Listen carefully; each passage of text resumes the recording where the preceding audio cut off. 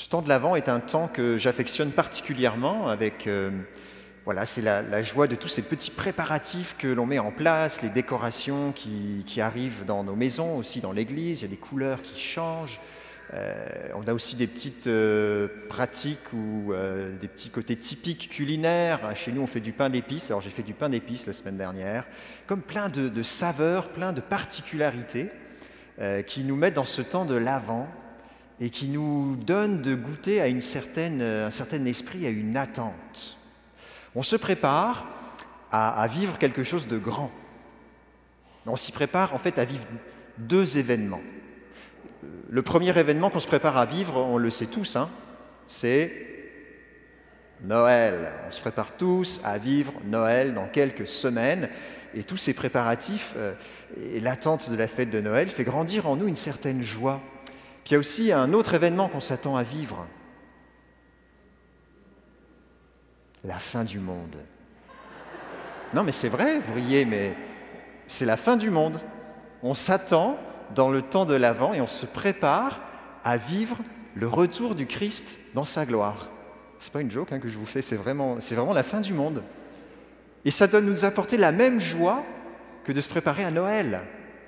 Ce temps d'accueil de la venue du Christ dans sa gloire, c'est vraiment une attente toute particulière et nous devons la vivre avec joie. Et c'est pas si simple. C'est pas si simple, parce que cette attente, elle suppose pour nous une certaine passivité.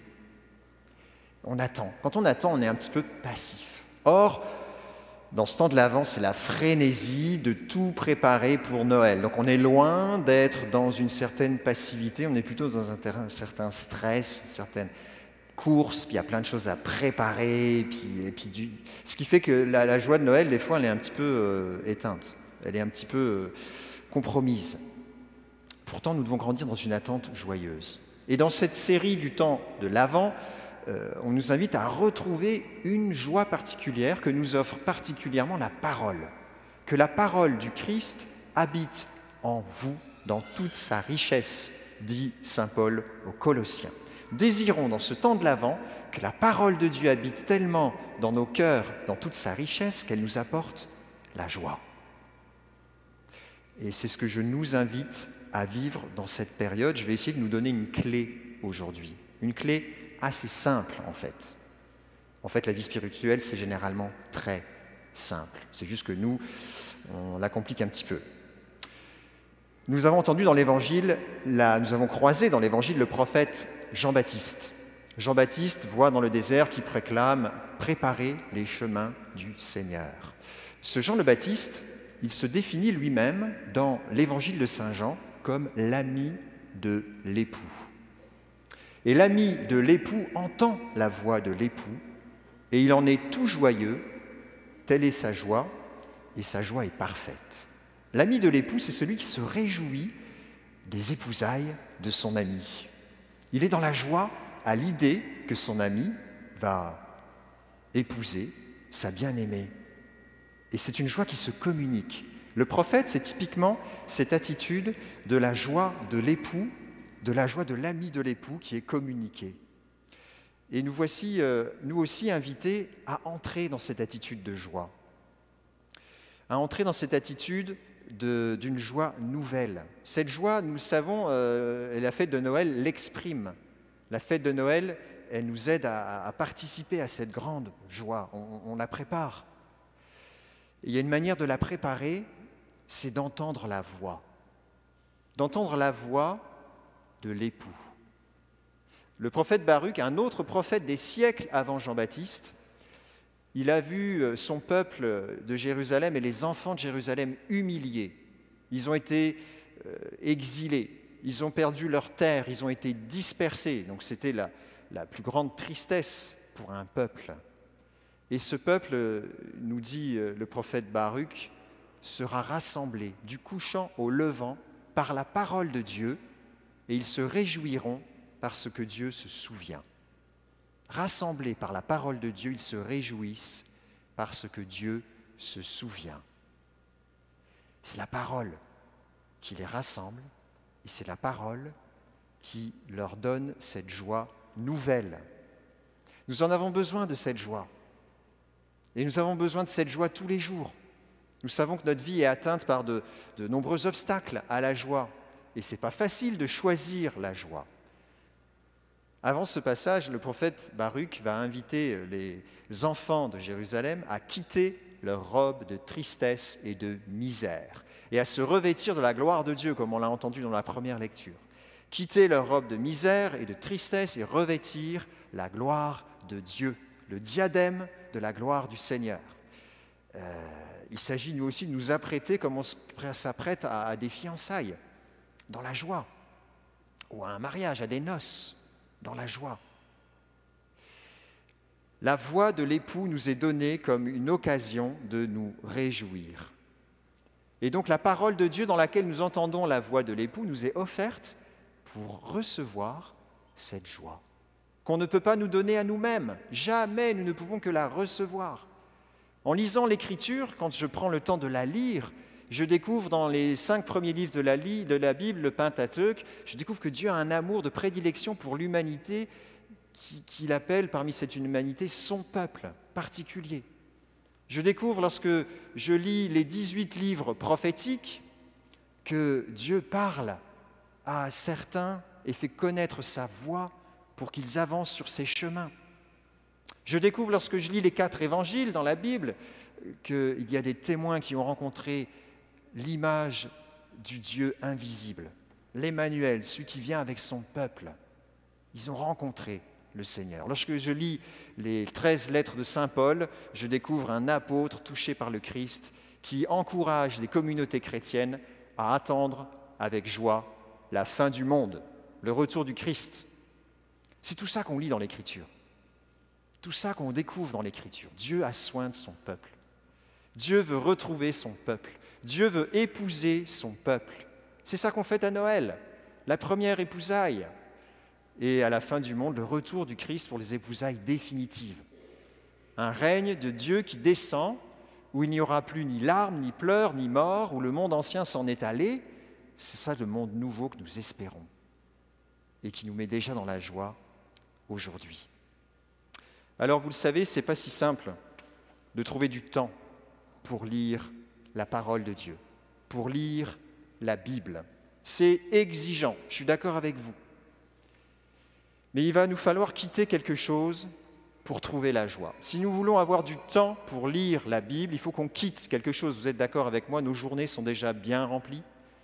Quand est-ce que je vais bien avoir le temps de prier et de lire la parole de Dieu ? Nous allons donc devoir quitter quelque chose, quitter une robe, quitter un vêtement de tristesse et de misère. Et je vais vous inviter à en considérer un que nous connaissons tous très bien, un qui peut être petit ou grand, que nous pouvons avoir dans notre poche ou au mur de notre salon, un qui prétend nous mettre en communication avec des tonnes de personnes dans notre monde et avec qui nous passons en moyenne 3 heures par jour. Il s'agit, vous l'avez deviné, de l'écran. Ce petit être, ou grand, parce que dépendant de nos moyens, d'ailleurs des fois plus c'est petit, plus c'est cher, mais aussi des fois plus c'est gros, plus c'est cher, cet outil qui est présent partout dans notre vie, omniprésent, et encore plus avec le temps que nous vivons en ce moment. Et pourtant, cet outil, qui est supposé être un outil qui nous aide, et il nous aide, nous sentons parfois aussi, il ne nous aide vraiment pas. Car combien de temps pouvons-nous être pris, et cette fois c'est d'être pris prisonniers de cette réalité de l'écran, que ce soit un smartphone, que ce soit une tablette, que ce soit un écran TV.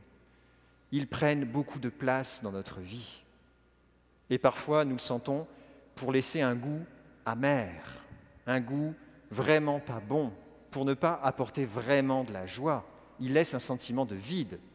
Combien de temps pouvons-nous passer à écouter des séries, à jouer à des petits jeux, à faire des achats en ligne, à scroller son écran pour aller voir les affaires nouvelles des médias sociaux, voire à écouter des vidéos stupides ou même très mauvais comme de la pornographie. Combien de temps perdons-nous et goûtons-nous à quelque chose de pas bon? C'est pas bon. La particularité de l'écran lorsque nous l'utilisons ainsi, c'est qu'il nous laisse seuls.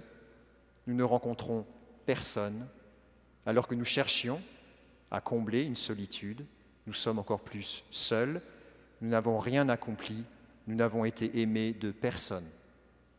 Et ça laisse un grand sentiment de tristesse, et ça tue la joie. Quitte ta robe de tristesse et de misère. Je nous invite à quitter, pendant ce temps de l'Avent, une part de temps de nos écrans, à choisir de les mettre à part, à choisir de ne pas en être esclaves. C'est la seule manière que nous aurons pour trouver du temps pour faire autre chose, comme notamment laisser la parole de Dieu, la voix de l'époux, nous parler. Sans cela, nous n'aurons pas plus de temps. Il en prend toujours plus, l'écran. Puis c'est la chose facile, tu l'as dans la poche, tu le sors, hop, et là, tu es dedans. C'est l'art de renoncer, de le mettre de côté, d'accepter qu'il ne vient jamais dans votre chambre. Vous le laissez dehors, comme le chien, dehors. Tu n'entres pas, ou le chat, enfin je ne sais pas. Ça dépend des familles, d'accord. Mais lui, il n'entre pas en tout cas.